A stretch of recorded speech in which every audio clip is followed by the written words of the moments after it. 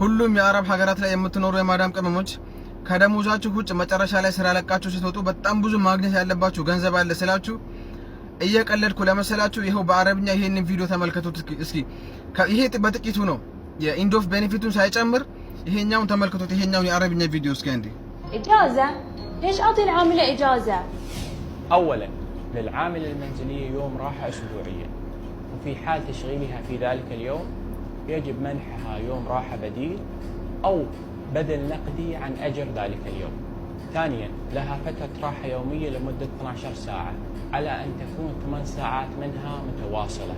ثالثا ولها إجازة سنوية مدفوعة الأجر لمدة 30 يوم، وإذا استدعت الظروف تشغيلها خلال إجازتها السنوية فيجب على صاحب العمل أن يؤدي أجرها بالإضافة إلى بدل إجازة مساوي لأجرها عن الأيام التي عملت خلالها.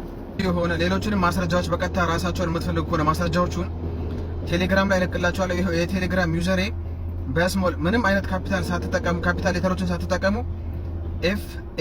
FARUQ ከዛ በኋላ SULTAN ነው ፋሩቅ ሱልጣን። ምንም አይነት ስፔስ ምንም አይነት ነጥብ አታስገቡም። መጀመሪያ ላይ የቴሌግራም ነው ምልክት ይችን አቷን ታስገቡና ከዛ በኋላ ይሄንን ትጽፋላችሁ ማለት ነው። እና ቴሌግራም ላይ ነው እና ደግሞ ይሄንን ቪዲዮ ሼር ኮፒ ሊንክ አድርጉ። መረጃዎችን የምትፈልጉ ከሆነ እንደዚህ አይነት ይሄንን ቤት ፎሎ አድርጉ። አመሰግናለሁ።